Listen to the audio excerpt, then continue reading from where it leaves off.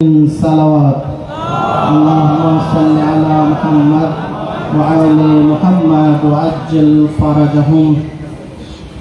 সকল প্রশংসা আল্লাহ রাব্বুল আলামিনের জন্য, যিনি আমাদের সৃষ্টিকর্তা মাবুদ। অসংখ্য দরুদ ও সালাম মহানবী হযরতে মুহাম্মদ মুস্তাফা সাল্লাল্লাহু আলাইহি ওয়াসাল্লাম এবং তার পবিত্র আহলে বাইতের উপর।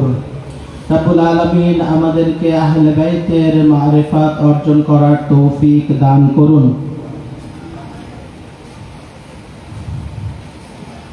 সর্বপ্রথম আমি আল্লাহর দরবারে লাখো কোটি শুকরিয়া আদায় করছি যে আল্লাহ রাব্বুল আলামিন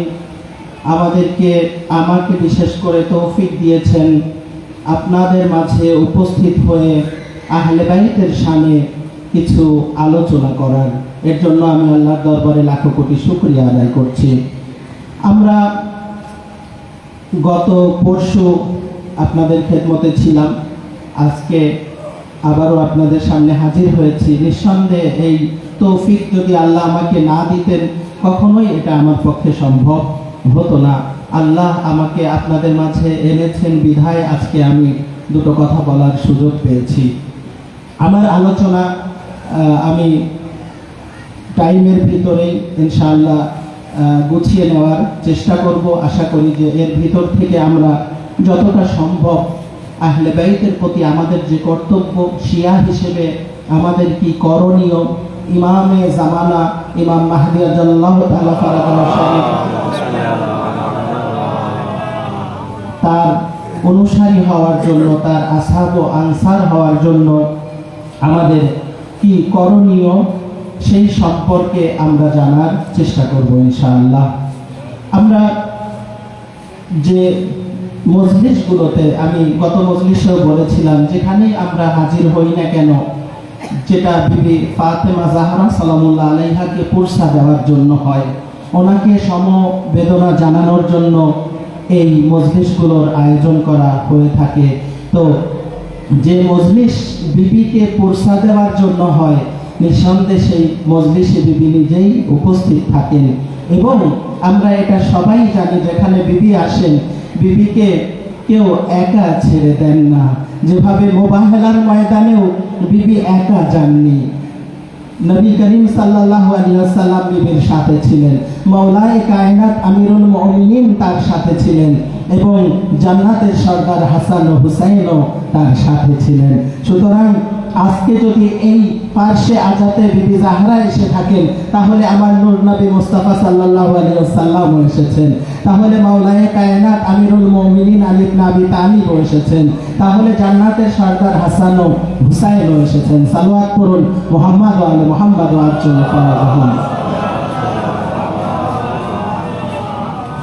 তো আমরা এই সময়টাকে গানিমত হিসেবে নিয়ে কিভাবে নিজেকে আহলে বাইতের প্রেমিক হিসেবে গড়ে তোলা যায়, সেই চেষ্টাই হচ্ছে আমাদের এই মজলিস, সেটাই হচ্ছে আজকে আমাদের এখানে হাজির হওয়া। আমি আপনাদের সামনে একটি ছোট্ট বিষয় উত্থাপন করব। সেটা হলো এই যে আমাদের সমস্ত আকীদা, শিয়া মাযহাবের পুরো আকীদা কোরআন থেকে নেওয়া। আমরা তাওহীদে বিশ্বাস করি, তাওহীদকে আমরা কোরআন থেকে পেয়েছি। কুল হুয়াল্লাহু আহাদ আল্লাহুস সামাদ লাম ইয়ালিদ ওয়া লাম ইউলাদ ওয়া লাম ইয়াকুল লাহু কুফুয়ান আহাদ। সুতরাং আমাদের আকীদা উসুলে দ্বীনের প্রথম যে জিনিস, সেটা হচ্ছে তাওহীদ। এই তাওহীদকে আমরা কোরআন থেকে পেয়েছি। এরপরে আদালত আসে, সেটাও আমরা কোরআন থেকে পেয়েছি। আল্লাহ হচ্ছেন আদিল, আল্লাহ হচ্ছেন ন্যায়পরায়ণ, আল্লাহ হচ্ছেন ন্যায় বিচারক। তিনি কিয়ামতের দিন ন্যায় বিচারের মানদণ্ড আমাদের সামনে তুলে ধরবেন। তো আল্লাহ হচ্ছেন আদিল এবং ন্যায় বিচারক, সেটাও আমরা কোরআন থেকে পেয়েছি। নবুওয়াত, এটাও আমরা কোরআন থেকে পেয়েছি। ইয়া আইয়ুহান নবী ইন্না আরসালনাকা মুবাশশিরান ওয়া নাযীরান ওয়া দাঈয়ান ইলাল্লাহি বিইজনি ওয়া সিরাজাম মুনীরা। সালাওয়াত করুন মুহাম্মদ ওয়া আলি মুহাম্মদ। যে সমস্ত ওলামা গণ আছেন, আপনারা সামনে চলে আসুন, আপনাদের জন্য জায়গা করা। সুতরাং এখানেও স্পষ্ট এই রিসালাত ও পবিত্র কোরআন থেকেই নেওয়া হয়েছে। এরপরে হচ্ছেন ইমামতের বিষয়, ওয়াজআলনাহুম আইম্মাতান ইয়াহদুনা বিআমরিনা, আমি তোমাদের জন্য ইমাম নির্ধারণ করেছি যারা তোমাদেরকে আমার পথে হেদায়েত করে। সুতরাং এটাও কোরআন দ্বারা প্রমাণিত এবং কিয়ামত সেটাও কোরআন দ্বারা প্রমাণিত। কোরআন বলছেন যে লা রাইবা ফি, এমন একটা দিন রয়েছে যে দিন সম্পর্কে কোনো সন্দেহ নেই, কিয়ামত অবশ্যই সংঘটিত হবে, কিয়ামতকে সবাইকে পুনরুত্থান করা হবে। সুতরাং আমাদের আকীদার সমস্ত বিষয় পবিত্র কোরআন থেকে রয়েছে। কোরআনের পাশে আমাদের আর যে আমলগুলো আমরা করি সেটাও কোরআন থেকেই আমরা নিয়েছি। তাহলে আমরা অনুসরণ করি আল্লাহর, সেটা কোরআন থেকে নিয়েছি। আমরা অনুসরণ করি রাসূলের, সেটা কোরআন থেকে নিয়েছি। আমরা অনুসরণ করি ইমামগণের, সেটা কোরআন থেকে নিয়েছি। আমরা বিশ্বাস করি কিয়ামতে, সেটা আমরা কোরআন থেকে নিয়েছি। আমরা বিশ্বাস করি আদালতে, সেটাও আমরা কোরআন থেকে নিয়েছি। এরপরে আপনি চলে আসুন এই ধারাবাহিকতায়, যখন ইমাম তিনি গায়েবে অবস্থান করছেন, এই গায়েবে থাকা অবস্থায় আমরা বিলায়াতে ফাকিহ পেয়েছি, সেটাও আমরা পবিত্র কোরআন থেকে পেয়েছি। কেননা কোরআন নবী নির্ধারণ করেছে, নবী ইমাম নির্ধারণ করেছে, ইমাম বেলায়াতে ফাকিহ নির্ধারণ করেছে, যেখানে স্পষ্টভাবে বলা হয়েছে, ইমাম বলছেন যে তোমরা যখন ফাআম্মাল হাওয়াদিসুল ওয়াকিআ ফারজাউ ইলা রুআতে আহাদিসনা ফাইন্নাহুম হুজ্জাতুন আলাইনা ওয়া আনা হুজ্জাতুন আলাইকুম। যখন আমরা থাকবো না, যখন ওই সময়ে তোমরা সমস্যার সম্মুখীন হবে, তখন তোমরা কাদের শরণাপন্ন হবে? ফারজাউ ইলা রুআতে আহাদিসনা, তোমরা ফকিদের শরণাপন্ন হবে, তোমরা মারজায়ে তাকলিদের শরণাপন্ন হবে। এবং তারা কি হবে? ফাইন্নাকুম হুজ্জাতুন আলাইনা, আমরা তাদের জন্য হুজ্জাত আর তারা আমাদের হুজ্জাত, অর্থাৎ তাদের হুজ্জাত হচ্ছে আমরা, আলেমরা সরাসরি আমাদের কাছ থেকে নেয় আর তোমরা আলেমদের কাছ থেকে নাও। সুতরাং স্পষ্ট আমাদের পথে কোনো বক্রতা নেই। সুতরাং নবুয়াত তাওহীদ যেমন কোরআন থেকে পেয়েছি, নবুয়াত যেমন কোরআন থেকে পেয়েছি, ইমামত যেমন কোরআন থেকে পেয়েছি, ওয়ালায়াতে ফাকিহ সেটাও আমরা কোরআন দ্বারা প্রতিষ্ঠিত নবী এবং ইমাম থেকে পেয়েছি। সালাওয়াত পড়ুন মুহাম্মদ ওয়া আলে মুহাম্মদ ওয়া আজ্জাল ফারাজাহুম, সাল্লাল্লাহু আলা মুহাম্মদ ওয়া আলে মুহাম্মদ। সুতরাং আজকে আমার ইমামই বলে দিয়েছেন, এখন কোন ফাকিহ আমরা অনুসরণ করব, ইমাম সেই বৈশিষ্ট্য বলে দিচ্ছেন, সেই মান কানা সাইআন লিনাফসি, মান কানা সাইআন লিনাফসি হাফিজান লিদীনে মুতিয়ান লিআমরি মাওলা, যিনি নিজে আয়ু কাল্লাদু তাদের তাকলিদ করা। সালাওয়াত পড়ুন মুহাম্মদ ওয়া আলে মুহাম্মদ, মুহাম্মদ ওয়া আলে মুহাম্মদ। সুতরাং মারজায়ে তাকলিদ, কে তাকলিদ করতে বলছেন? ইমাম তাকলিদ করতে বলছেন। এই হাদিস আমাদের জামানার ইমাম ইমামে মাহদী আজলাল্লাহু তাআলা ফারাজাহু শরীফ থেকে। আল্লাহুম্মা সাল্লি আলা মুহাম্মদ ওয়া আলি মুহাম্মদ। সুতরাং আজকে আমার ইমাম গায়বাতে রয়েছেন, ইমামের সাথে আমাদের যোগাযোগ হচ্ছে না। এই সময় আলেমগণ, এই সময়ে মুস্তাহিদগণ, ফকিহগণ হচ্ছেন আমাদের হেদায়াতের চিরাগ, ওনারা হচ্ছেন আমাদের রাহনামা, ওনারা হচ্ছেন আমাদের নেতা। এই কারণেই বর্তমানে রাহবার আয়াতুল্লাহ সৈয়দ আলী খামেনেয়ীকে কি বলা হয়?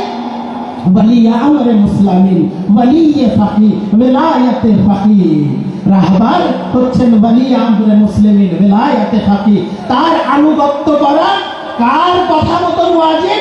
ইমামে জামানার কথাবার্তা। কেননা ইমামে জামান আল্লাহর হুজ্জাত, লাউলাল হুজ্জাত লাসাখাতিল আরযু বিআহলিহা। যদি ইমাম না থাকতেন, হুজ্জাত না থাকতেন, তাহলে পৃথিবী ধ্বংস হয়ে যেত। পৃথিবীর অধিবাসীরা জমিনের নিচে দাফন হয়ে যেত। তাহলে ইমামের অস্তিত্ব রয়েছে। সেই ইমাম বলছেন, আমি গায়েবাতে রয়েছি, আমার সাথে তোমাদের যোগাযোগের সুযোগ নেই। এই সময়ে ওয়ালি আমরে মুসলিমিনের তোমরা আনুগত্য করবে। এই সময়ে আমরা তাকিয়ে থাকবো আমাদের মহামান্য রাহবারের দিকে, তিনি কি দিক নির্দেশনা দেন, তিনি কি বলেন, সেই মোতাবেক আমরা চলবো।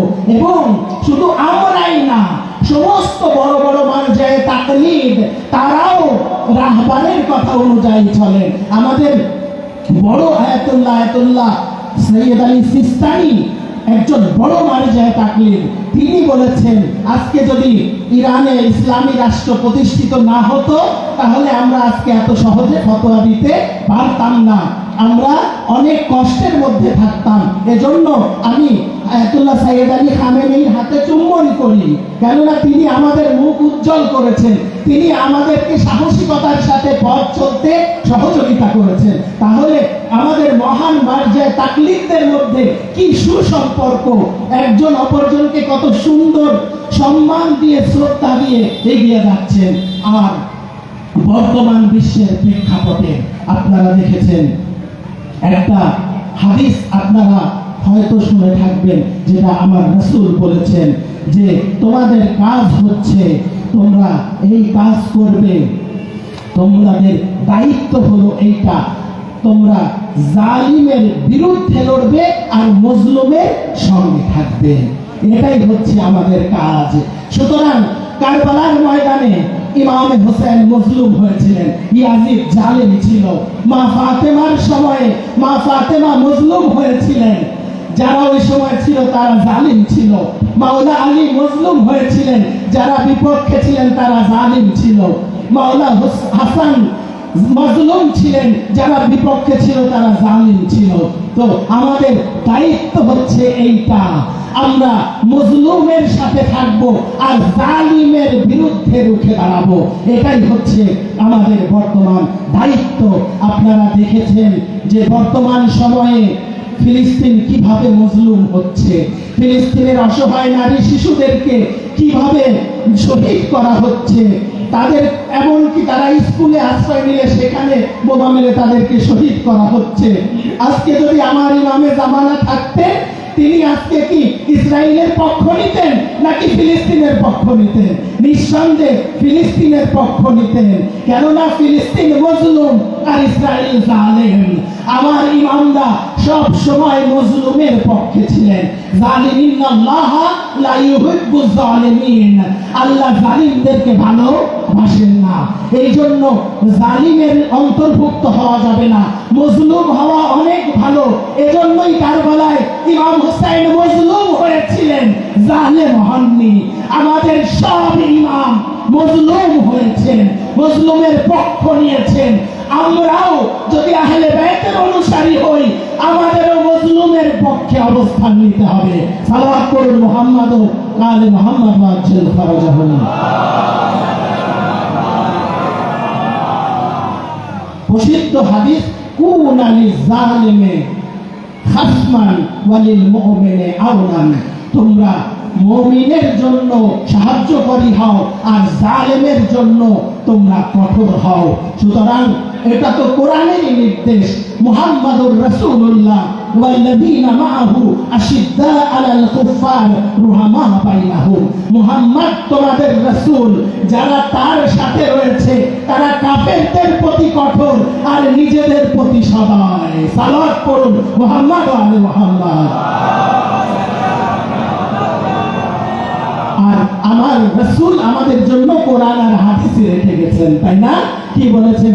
ইন্নী তারিকুম ফিকুমুস সাকালাইন কিতাবাল্লাহ ওয়া ইকরাতি ফাইন তামাসসাকতুম বিহিমা লান তাযিল্লু বা'দি আবাদা। আমি তোমাদের জন্য দুটো জিনিস রেখে যাচ্ছি, একটা আল্লাহর কোরআন আর একটা আমার আহলে বাইত। এই দুটোকে একত্রে আঁকড়ে ধরলে তোমরা কখনোই পথভ্রষ্ট হবে না। তো কোরআন যখন আমাদেরকে বলছে মুহাম্মাদুর রাসূলুল্লাহ ওয়াল্লাযীনা মাআহু আশিদ্দা আলাল কুফার ওয়া রুহামা বাইনাহুম, আমাদের তাই হতে হবে, নিজেদের প্রতি সদয় হতে হবে, কাফেরের প্রতি কঠোর হতে হবে। ফিলিস্তিন মুসলমান, তারা নিজেদের, ইন্নামাল মুমিনুনা ইখওয়া, মুমিনরা পরস্পরের ভাই। সুতরাং ফিলিস্তিনিরা আমার ভাই, ফিলিস্তিনিরা আমাদের থেকে, তারা যে কলেমা পড়ে আমরাও সেই কলেমা পড়ি, তারাও বলে লা ইলাহা ইল্লাল্লাহ মুহাম্মাদুর রাসূলুল্লাহ, আমরাও বলি লা ইলাহা ইল্লাল্লাহ মুহাম্মাদুর রাসূলুল্লাহ। সুতরাং তারা আমাদের ভাই। আর এর বিপরীতে কারা রয়েছে? কাফের। তারা কারা? ইসরাইল। সুতরাং আমরা ফিলিস্তিনের ভাই, ফিলিস্তিন আমাদের ভাই। ফিলিস্তিনের একটা শিশুর গায়ে যদি আঁচড় লাগে তাহলে সেই আঁচড় আমাদের গায়েও লাগে। আমি এজন্যই বলি, আমি প্রথম মুহররম থেকে আমি ফিলিস্তিনের ইস্যুকে মজলিসে আমি বয়ান করেছি। এই জন্য আমরা এই জন্য বলি, এবং আজাদারির যে দর্শন এখানে আমি তুলে ধরেছি। আমি কি বলেছি? যে আমরা 61 হিজরিতে দেখেছি যে 6 মাসের শিশু শহীদ হলে কত কষ্ট লাগে। আমরা 61 হিজরিতে দেখেছি 18 বছরের জওয়ান শহীদ হলে কত কষ্ট লাগে। আমরা কারবালায় দেখেছি যে 6 বছরের সাকিনার চানের দুল কেড়ে নিলে কত কষ্ট লাগে। আমরা শিয়ারা, আমরা এই মজলুমে কারবালার আজাদারি করি। এজন্যই ফিলিস্তিনের একটা ছোট শিশু শহীদ হলে আমাদের গায়ে ধাক্কা লাগে, কেননা আমরা আলী আসগারের মাতম করি, আমরা আলী আসগারের জন্য নোহা পড়ি, কন্দন করি। যখন আলী আসগারের বয়সী একজন ফিলিস্তিনি শিশু শহীদ হয়, আমার কাছে মনে হয় যে কারবালার ময়দানে আলী আসগারের বুকে তীর লেগেছে। এজন্যই শিয়া এরকম মাজলুমকে স্মরণ করে। আলী আসগার যে কারণে কোরআন বলছে বিআইয়ি যানবিন কুতিলাত, এই শিশুদেরকে কি অপরাধে হত্যা করা হচ্ছে। আজকে কারবালার ময়দানে মাওলানা আলী আসগারের কি অপরাধ ছিল? আজকে ফিলিস্তিনের ছোট ছোট দুধের বাচ্চাদের কি অপরাধ ছিল? কোন অপরাধে তাদেরকে হত্যা করা হচ্ছে? কোন অপরাধে ফিলিস্তিনের নারীদেরকে শহীদ করা হচ্ছে? এই সমস্ত প্রতিবাদ আমরা কারবালা থেকে শিখেছি। আমরা বলেছি কেন রাসূলের পরিবারকে বন্দী করা হয়েছে, কেন বিবি সাকিনার কানের দুল কেড়ে নেওয়া হয়েছে, কেন ইমামে জাইনুল আবেদিনকে বন্দী করা হয়েছে, কেন ওনার ঘাড়ে তহত বাঁধা হয়েছে, কেন ওনারকে মাথায় শিকল বেঁধে টেনে নেওয়া হয়েছে। ওনাদের তো কোনো দোষ ছিল না। সুতরাং আমরা যারা হুসাইনের আজাদার, যে কারণে সৈয়দ হাসান নাসরুল্লাহ বলেছেন, হে আমার ফিলিস্তিনে ভাই বোনেরা, তোমাদেরকে যদি সবাই একা ছেড়ে যায় তো তোমাদের শিয়া ভাইয়েরা তোমাদের পাশে অবস্থান করবে। সালাওয়াত পড়ুন মুহাম্মদ ওয়া আলে মুহাম্মদ।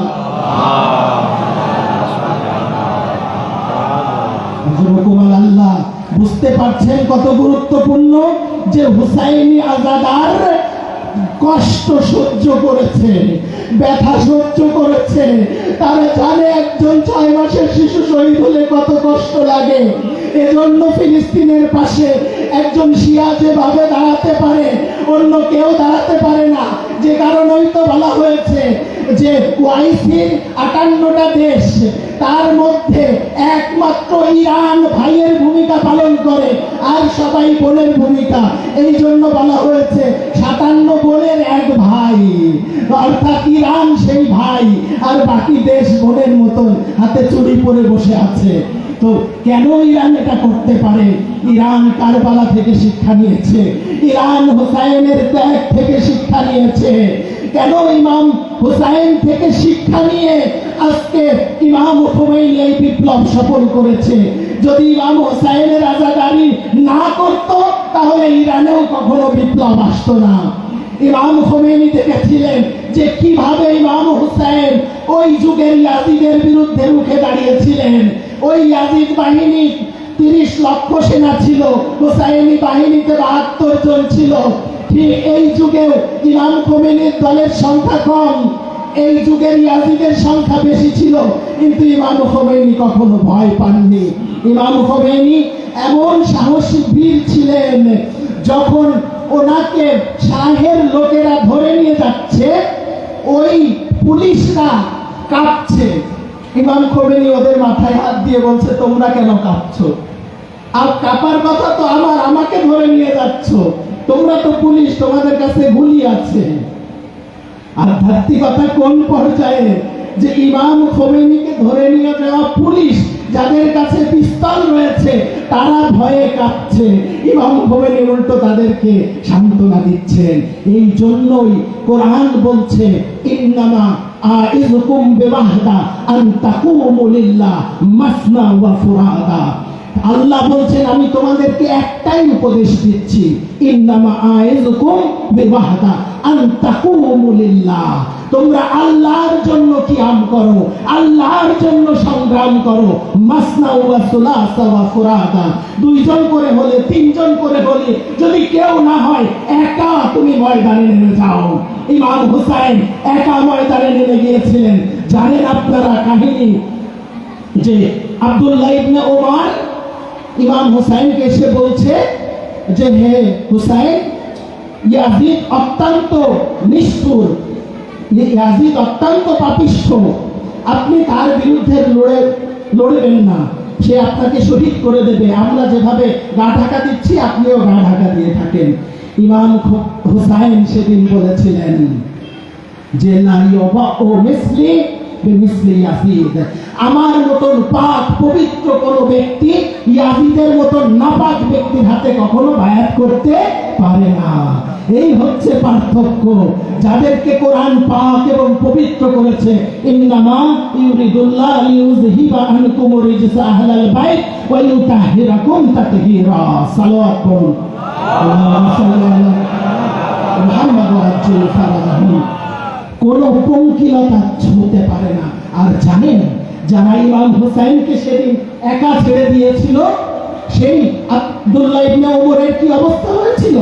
যখন ইমাম হুসাইন শহীদ হয়ে যায়, ইয়াজিদ বিজিত হয়, যখন ওই মদিনায় হাজ্জাজ বিন ইউসুফ যে ছিল রক্ত পিপাসু, তাকে যখন গভর্নর করা হয়, তখন এই হাদিসের আমল করতে আসে সে। কি হাদিস? হাদিস ছিল মান মাতা ওয়া লাম ইয়ারিফ ইমামে জামানিহি মাতা মিতাতান জাহেলিয়াতান, যে তার যুগের ইমামকে না চিনে মৃত্যুবরণ করবে সে জাহেলিয়াতের মৃত্যুবরণ করবে। এই আব্দুল্লাহ ইবনে ওমর যে ইমাম হুসাইনকে সঙ্গ দেয়নি, সে বসেছিল নিজের জীবন বাঁচানোর জন্য। এখন হাজ্জাজ বিন ইউসুফ গভর্নর হয়ে এসেছে, রাতের বেলা তার কাছে আসছে, দরজায় টোকা দিয়েছে। কে? বলছে আমি আব্দুল্লাহ ইবনে ওমর। এত রাতে কিসের জন্য এসেছো? আমি আপনার হাতে বায়াত করতে চাই। বলছে কালকে এসো। বলছে না, আমি ভয় পাচ্ছি যে আজকে যদি আমি মারা যাই আর যদি আমার ইমামের হাতে আমার বায়াত না হয়, তাহলে আমার ইমাম পরিপূর্ণ হবে না। তখন হাজ্জাজ বিন ইউসুফ বলল, ঠিক আছে, আমি এখন ক্লান্ত শুয়ে আছি, আমার পা ধরে বায়াত করো। হুসাইনকে পরিত্যাগ করলে কতটা লাঞ্ছিত হতে হয় একবার দেখেছেন?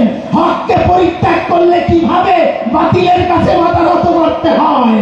এজন্য হুসাইন হক আর বাতিলকে পৃথক করেছিলেন। যারা হুসাইনকে পরিত্যাগ করেছিল তারা এইভাবে লাঞ্ছিত হয়েছিল।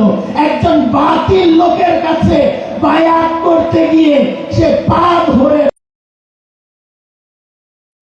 আমরা বলি ইয়া হুসাইন ইন্নী মাআকুম লা মাআ আদুবিকুম, হে আবা আব্দুল্লাহ, আমি আপনার সাথে রয়েছি, আপনার শত্রুদের সাথে নেই। যে কারণে এই জিয়ারতে আশুরাতে আমরা বলি ইন্নী সিলমুন লিমান সালামাকুম ওয়া হারবুল লিমান হারাবাকুম ইলা ইয়াউমিল কিয়ামা। হে আবা আব্দুল্লাহ, আমি তাদের সাথে সন্ধি করি যারা আপনার সাথে সন্ধি করেছে, তাদের সাথে যুদ্ধ করি যারা আপনার সাথে যুদ্ধ করেছে ইলা ইয়াউমিল কিয়ামা। সুতরাং যে ভে হুসাইন, যে ভে ইয়াজিদ, এই দুই পক্ষ কিয়ামত পর্যন্ত থাকবে।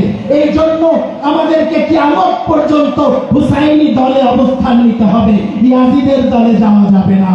এটা আজকেও বর্তমান যুগের ইয়াজিদ হচ্ছে আমেরিকা এবং ইসরায়েল, বর্তমান যুগের হুসাইন হচ্ছে ফিলিস্তিন, ইরান, হিজবুল্লাহ, লেবানন এবং আমরা দেখতে পাচ্ছি ইয়েমেনের হুসি। এরা হচ্ছে বর্তমান যুগের হুসাইন। সুতরাং আজকে হুসাইনের মজলিস হবে, আর যারা হুসাইনের পক্ষে অবস্থান নিয়েছে তাদের জিকির হবে না, এটা তো হয় না। এজন্যই তাদের পক্ষে আমাদের অবস্থান। তারা মজলুম হয়েছে, তারা হুসাইনিয়াতের পক্ষ নিয়েছে, তারা জালিমের বিরুদ্ধে রুখে দাঁড়িয়েছে। এজন্যই ইমাম হুসাইন যে সংস্কারের কথা বলে মদিনা ছেড়েছিলেন, তিনি কি বলেছিলেন? ইন্নী মা খারাজতু আশাররান ওয়ালা বাতিরান ওয়ালা জালিমান ওয়ালা মুফসিদান ইন্নামা খারাজতু লিতালাবিল ইসলাম ফি উম্মতি জাদ্দি। আমি কোনো ক্ষমতার জন্য নয়, আমি কোনো জুলুম করার জন্য বের হইনি, ক্ষমতার লোভে বের হইনি।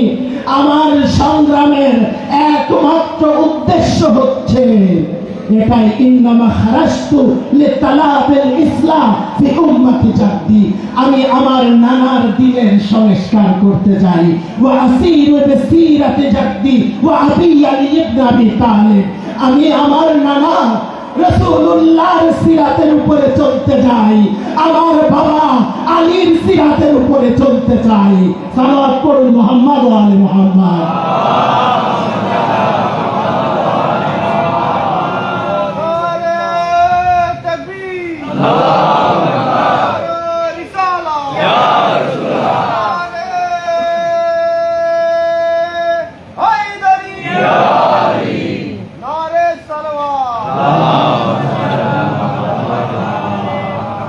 বিষয় স্পষ্ট, ইন্নামা খারাজতু লিতালাবিল ইসলাম ফি উম্মতি জাদ্দি ওয়া আসিরু বিসিরাতি জাদ্দি ওয়া আবি আলী ইবনে আবি তালিব।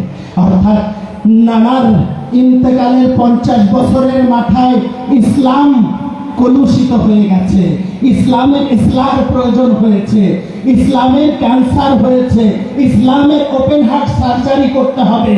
ওপেন হার্ট সার্জারি করলে যে রক্ত লাগে, সেই রক্ত, যে কোনো রক্ত ইসলামের গায়ে দেওয়া যায় না। আপনারা জানেন যে কোনো ব্যক্তিকে অপারেশন করলে যদি ও পজিটিভ হয় তাকে ও পজিটিভ রক্ত দিতে হয়, এ নেগেটিভ হলে এ নেগেটিভ রক্ত দিতে হয়। আজকে ইসলামের পোস্টমর্টম হয়েছে, আজকে ইসলামের ওপেন হার্ট সার্জারি হয়েছে, রক্ত লাগবে। এই রক্ত তো কারোর সাথে মিলবে না। ইসলাম আল ইসলাম মুহাম্মাদিউল হুদুস ওয়া হুসাইনুল বাকা। ইসলাম মুহাম্মাদের দ্বারা আনিত আর হুসাইনের দ্বারা প্রতিষ্ঠিত। এজন্যই রাসূল বলেছেন, আল হাসান হুসাইন মিন্নি ওয়া আনা মিনাল হুসাইন। সালাত পড়ুন মুহাম্মদ ওয়া আলি মুহাম্মদ।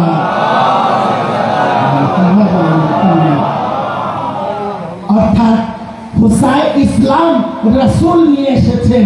আর কে ইসলামকে রক্ত দিয়ে ফলবান করেছে, কে ইসলামকে রক্ত দিয়ে দৃঢ় করেছে, স্থায়ী করেছে, তিনি ছিলেন ইমামে হুসাইন। এজন্যই রাসূল বলেছেন হুসাইন মিন্নি। এ পর্যন্ত তো ঠিকই ছিল, কেননা হুসাইন রাসূলের সন্তান। হুসাইন মিন্নি ওয়া আনা মিন হুসাইন কিভাবে সম্ভব? রাসূল তো হুসাইনের সন্তান না। হ্যাঁ, রাসূলের আনিত ইসলামকে জীবন্ত করে হুসাইন এটাও করে দেখিয়েছেন, ওয়া আনা মিনাল হুসাইন হয়েছে। যে রাসূলের 23 বছরের কষ্টের ইসলাম যদি হুসাইনের রক্ত দিয়ে না বাঁচানো হতো, তাহলে কখনোই এই ইসলাম টিকত না। আজকে আমাদের মসজিদের মিনার থেকে আজান শোনা যেত না, আল্লাহু আকবার শুনতে পেতাম না, লা ইলাহা ইল্লাল্লাহ শুনতে পেতাম না, মুহাম্মাদুর রাসূলুল্লাহ শুনতে পেতাম না, আলীজুল ওয়ালিউল্লাহ শুনতে পেতাম না। এটা প্রতিষ্ঠিত করেছেন কারবালার ময়দানে ইমামে হুসাইন আলাইহিস সালাম। সুতরাং আমরা এই জন্যই হুসাইনিয়াতকে চর্চা করি। একজন যে হুসাইনি হয়, তার চোখ, তার চেতনা অনেক বেশি ব্যাপক হয়ে যায়। সে আর সীমাবদ্ধ চিন্তা করতে পারে না। সে ইন্ডিয়ায় থেকে সেই মজলুম ফিলিস্তিনিদেরকে নিজের ভাই মনে করে, সে বাংলাদেশে থেকেও সেই বিশ্বের আফ্রিকার মুসলমানদেরকে নিজের ভাই মনে করে। আর যে কারণেই ইসলামী বিপ্লব এতটা সফল ছিল, আপনি চিন্তা করে দেখেছেন একবার ইসলামী বিপ্লবের অবদানটা কোথায়? যদি একবার আপনারা ভাবেন যে মাওলা আলীর পর ইমাম হাসান 6 মাস হুকুমাতে ছিলেন, এরপরে আর কোন শিয়া রাষ্ট্র প্রতিষ্ঠিত হয়নি। আর কখনো স্বাধীনভাবে হুসাইন হুসাইন করা যায়নি, আর স্বাধীনভাবে হাত ছেড়ে নামাজ পড়া যায়নি। কখন এটা সম্ভব হয়েছে? 1979 সালে ইমাম খোমেনির এই বিপ্লবের মাধ্যমে আবারও শিয়া রাষ্ট্র প্রতিষ্ঠিত হয়েছে। অর্থাৎ আমিরুল মুমিনিনের সেই শাসন ব্যবস্থা 1400 বছর পরে মা ফাতেমার সন্তান ইমামে খোমেনির হাতে আবারও আহলে বাইতের রাষ্ট্র প্রতিষ্ঠিত হয়েছে। সালাত পড়ুন মুহাম্মদ ওয়া আলে মুহাম্মদ। তবেই তো ইমাম খোমেনি বলেছেন, কি বলেছেন? ইনকিলাবে মা ইনফিজারে নূর বুদ। আমাদের বিপ্লব ছিল নূরের বিচ্ছুরণ। কেন বলেছিলেন? কেননা এটা আহলে বাইতের বিপ্লব, আর আহলে বাইত কি? নূর।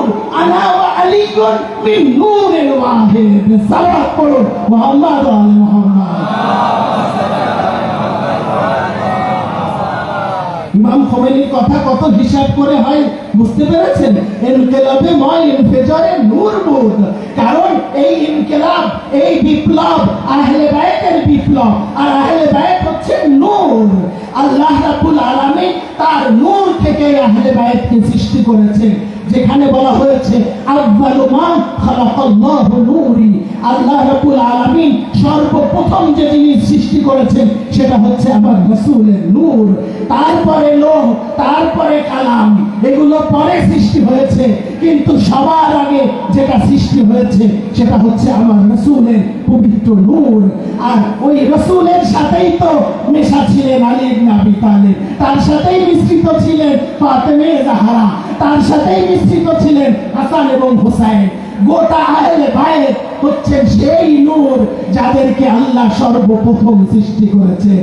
আর যে কারণেই আল্লাহ বললেন যে ফাতালাক্কা আদাম মির রাব্বিহি বিকালিমাতিন ফাতাম্মাহুন ক্বালু ইন্নী জাইলুকা লিন-নাসি ইমামা। তাই না?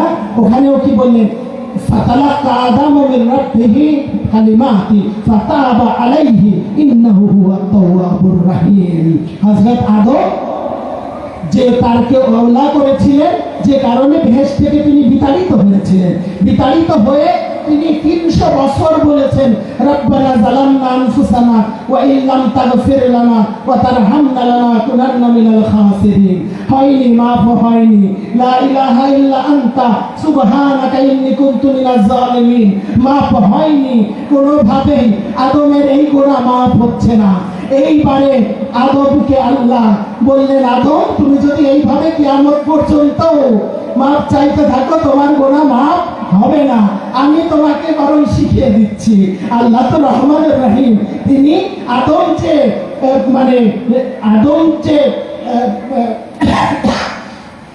কি বলা হয়, আল্লাহুম্মা সাল্লি আলা মুহাম্মাদ ওয়া আলা মুহাম্মাদ ওয়া আতিল ফারাজাহু।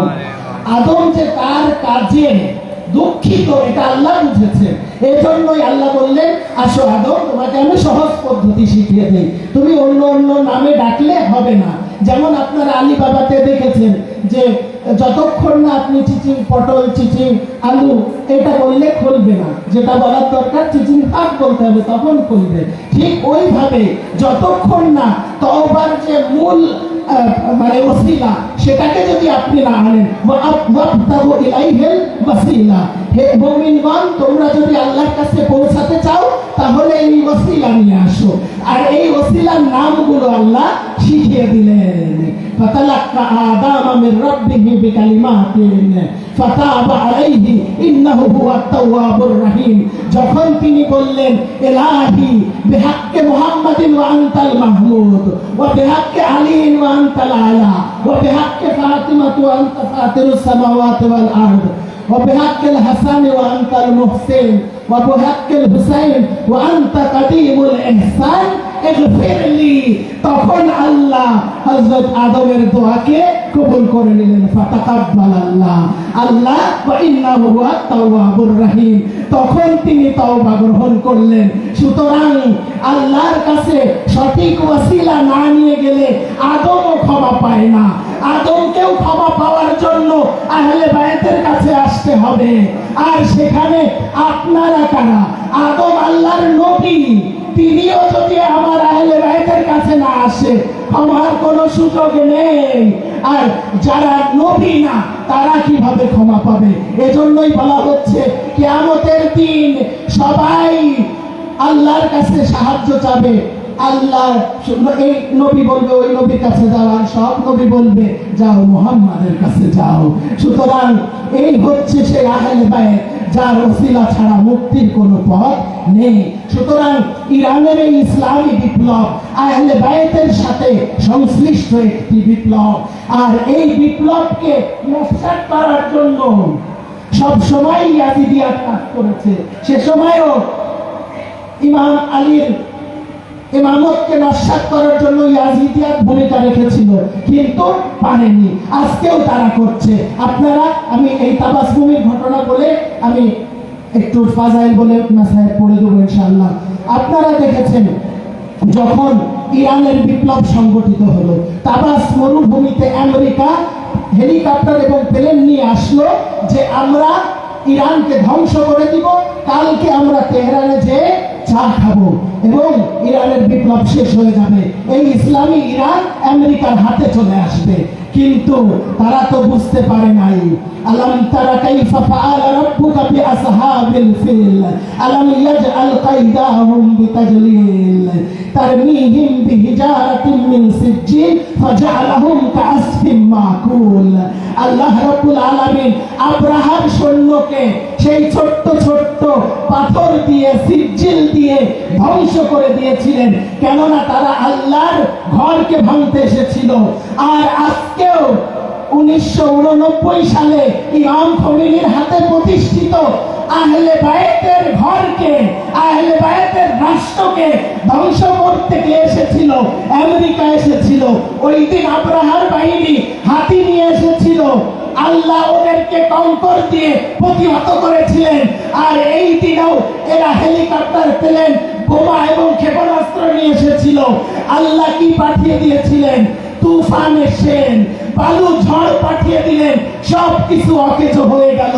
তারা ভয়ে সেখান থেকে পালিয়ে গেল। ইমাম খোমেনির কাছে যখন সংবাদ আসলো, ইমাম খোমেনি বললেন ইনশেন হ মামুরিনে খোদা বুদান, এই বালুগুলো ছিল আল্লাহর সৈনিক। সেদিন যেভাবে হস্তি বাহিনীকে ধ্বংস করার জন্য আবাবিল বাহিনী আল্লাহর সৈনিক হিসাবে এসেছিল, এদিনও আমরা দেখেছি আমেরিকাকে ধ্বংস করার জন্য বালু ঝড় আল্লাহর সৈনিক হিসাবে এসেছিল। সালাওয়াত পড়ুন মুহাম্মদ ওয়া আলি মুহাম্মদ।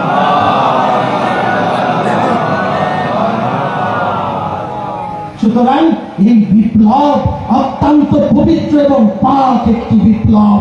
এই বিপ্লবের নেতা ইমাম খোমেনি মা ফাতেমার সন্তান, বর্তমান রাহবার মা ফাতেমার সন্তান সৈয়দ আলী হুসাইনি খোমেনি, ইমাম হুসাইনের বংশের।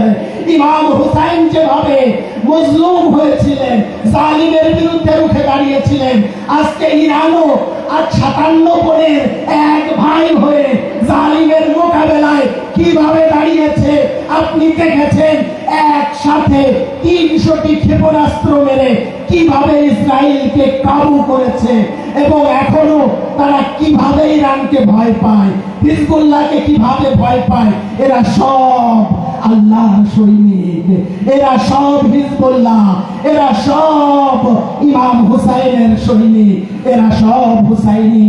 সুতরাং আজকের লাব্বাইক ইয়া হুসাইন মানে ফিলিস্তিনের পাশে দাঁড়ানো, হিজবুল্লাহর পাশে দাঁড়ানো, হুতিদের পাশে দাঁড়ানো, ইরানের পাশে দাঁড়ানো, আর বলা মার্গবার ইসরায়েল, মার্গবার আমেরিকা। আমেরিকা নিপাত যাক, ইসরায়েল নিপাত যাক। সেদিনও ইমাম হুসাইনের স্লোগান ওইটাই ছিল, ইয়াজিদিয়া মুর্দাবাদ। আজকেরও যারা ইয়াজিদিয়া তারাও মুর্দাবাদ। সালাওয়াত পড়ুন মুহাম্মদ ওয়া আলি মুহাম্মদ। সুতরাং এই আহলে বাইত এইভাবে সবসময় মজলুমের পাশে দাঁড়িয়েছেন। আমিরুল মুমিনিন আলী ইবনে আবি তালেব ইসলামের ক্রান্তি লগ্নে কিভাবে মুসলমানদের পাশে এসে দাঁড়াতেন। যখন কেউ ইসলামকে সাহায্য করার থাকতো না, তখন আলী ইবনে আবি তালিব আসতেন। যখন মাহরাব, তাই না, উমর ইবনে আবি দাউদ সেই খান্দাকে, যখন সে ওই খন্দক পার হয়ে ডেকে বলেছিল কে আছে আমার সাথে লড়বে, তখন রাসূলুল্লাহ যাদের অনেক দাবি ছিল তাদেরকে ডেকে পাঠিয়েছিলেন যে যাও মোকাবেলা করো। তারা কে বলেছিল, ইয়া রাসূলুল্লাহ, আরবের এত বড় বীরের বিরুদ্ধে আমাকে আপনি মারতে পাঠাচ্ছেন? হ্যাঁ, তো এইভাবে রাসূলের আনুগত্য, এটা সম্ভব? রাসূল, আল্লাহ বলছেন আতিউল্লাহ ওয়া আতিউর রাসূল ওয়া উলিল আমরি মিনকুম, তোমরা রাসূলের আনুগত্য করো, রাসূল যেটা বলে সেটা করো, নিজের জীবন নিয়ে ভেবো না।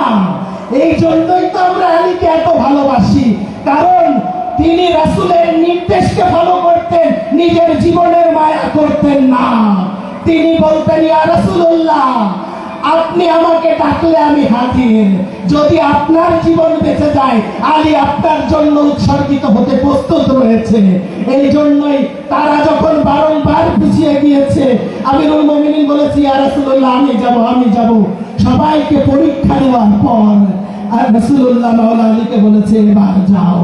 যাওয়ার সময়ও রাসূল এভাবেই বলে দিয়েছেন, ফারাজা কুল্লু ঈমান আলা কুল্লি কাফর, আজকে সমস্ত কুফরের মোকাবেলায় সমগ্র ঈমান অবতীর্ণ হয়েছে। তাহলে এ কারণেই আমিরুল মুমিনিন হচ্ছেন ইমামুল মুত্তাকিন, তিনি মুমিনদের সর্দার, তিনি মুত্তাকিনদের সর্দার। এই কথা কে বলেছেন? আমার রাসূল বলেছেন। রাসূলরা যদি শুধু মুমিন হয়, আর আলী হচ্ছে কুল্লে ঈমান। সালাত পড়ুন মুহাম্মদ ও আলে মুহাম্মদ। অন্যরা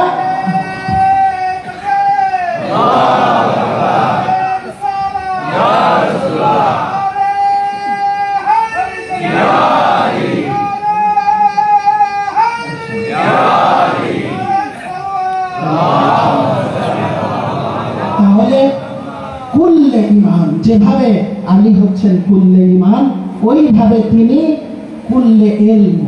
আমি এটা, যেহেতু সময় খুবই কম, ফজিলতের চারটা দিক আছে, চারটে জিনিস থাকলে তাকে আমরা বলবো, তার এর যে কোনো একটা থাকলে বলবো তিনি ফজিলতওয়ালা। তার মধ্যে কি? প্রথমটা হচ্ছে ঈমান। হাল ইয়াস্তাবিল লাযিনা আফামান কানা মুমিনান কামান কানা ফাসিকা লা ইয়াস্তাউন, মুমিন আর ফাসিক কখনো এক হতে পারে না। তাহলে ইলমে মানে মর্যাদার প্রথম যে ধাপ সেটা হলো ঈমান। ঈমান যদি থাকে তাহলে আমরা এই যুদ্ধে দেখলাম বারাজা কুল্লে ঈমান আলা কুল্লে কুফর, আলী হচ্ছেন কুল্লে ঈমান। তাহলে ফজিলতের দিক থেকে সামান্য ঈমান থাকলে সে ফজিলতওয়ালা, আর যদি কুল্লে ঈমান হয় তাহলে তার চেয়ে বড় ফজিলতওয়ালা আর কেউ হতে পারে না। তাহলে আলী হচ্ছেন কুল্লে ঈমান। ফজিলতের দ্বিতীয় মানদণ্ড হচ্ছে যে হাল ইয়াস্তাবিল লাযিনা ইয়ালামুনা ওয়াল লাযিনা লা ইয়ালামুন, যে জানে আর যে জানে না তারা কখনো সমান হতে পারে না, তাই না? আর আলীর সম্পর্কে রাসূল কি বলছেন? আলা মাদিনাতুল ইলম ওয়া আলিয়ুন বাবুহা, আলী জ্ঞানের শহর, আলী তার দরজা। ফজিলতের দুটো জিনিসই আলীর মধ্যে, ঈমানও আছে, ইলমও আছে। অপরটা কি? অপরটা হচ্ছে তাকওয়া। ইন্না আকরামাকুম ইনদাল্লাহ আতকাকুম, আল্লাহর কাছে সেই ব্যক্তি সবচেয়ে সম্মানিত যার তাকওয়া রয়েছে। আর আলী ইবনে আবি তালিব হচ্ছেন ইমামুল মুত্তাকিন, মুত্তাকিনদের ইমাম। আর চতুর্থ হচ্ছে জিহাদ, চতুর্থ হচ্ছে ফাজ্জালাল্লাহুল মুজাহিদিনা আলাল কাঈদিনা আজরান আযীমা, আল্লাহ রাব্বুল আলামিন মুজাহিদদেরকে বসে থাকা ব্যক্তিদের উপরে ফজিলত দিয়েছেন। আর আলী ছিলেন যুদ্ধের ময়দানে শেরে খোদা, লা ফাতা ইল্লা আলী, লা সাইফা ইল্লা জুলফাকার। এই ছিলেন আলী ইবনে আবি তালিব। অর্থাৎ ফজিলতের যে চারটে দিক, তার চারটেই আলীর মধ্যে ছিল।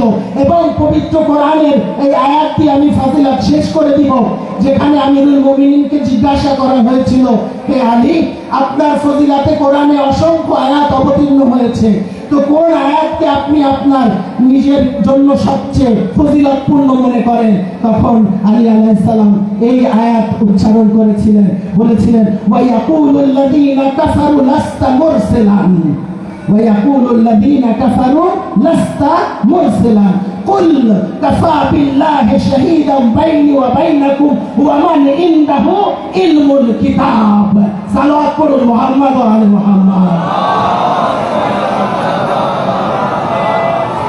মাওলানা আলী বললেন, আমার অনেক ফজিলত, কিন্তু আমি এইটাকে সবচেয়ে ফজিলতপূর্ণ মনে করি এই জন্য যে ওয়া ইয়াকুলুল লাযীনা কাফারু লাস্তা মুরসালান, অর্থাৎ যারা কাফের তারা রাসূলকে এসে কি বলল যে আপনি নবী হিসেবে প্রেরিত হননি। তখন এটা রাসূল আল্লাহকে বললেন, আল্লাহ বললেন কুল, বলো হে রাসূল তাদের জবাবে যে তারা যে তোমাকে বলছে যে তুমি নবী না, তুমি বলো কুল কাফা বিল্লাহি শাহীদান বাইনি ওয়া বাইনাকুম, এর জন্য তুমি যে নবী তার জন্য সাক্ষী হিসেবে তোমাদের মাঝে যথেষ্ট। কাফা বিল্লাহি শাহীদান বাইনি ওয়া বাইনাকুম ওয়া মান ইনদাহু ইলমুল কিতাব, তুমি যে নবী তার সাক্ষী হিসেবে আল্লাহ যথেষ্ট। আর ওই ব্যক্তি